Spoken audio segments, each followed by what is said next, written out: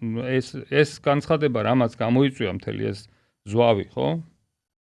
ჯერ ერთი არაფერში არ ჭირდებოდა თქვენ თუ მიუდგებით რომ ეს არის ჯგუფი რომელმაც კი უზურპაცია გაუგეთა ძალაუფლებას, მაგრამ მაინც მათი მიზანია რომ რაღაცნაირად დაასტაბილურონ სიტუაცია და ძალაუფლებაში დარჩნენ, ხო?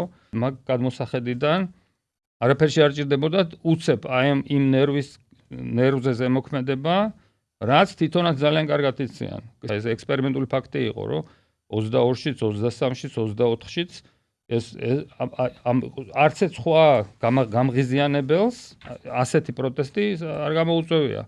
შესაბამისად ზუსტად ამაზე იმოქმედეს. და ეხლა როგორ დავიჯერო რომ ეს შეცდომით მოუვიდათ და შემთხვევით მოუვიდათ. და კითხვა ისმის რატო?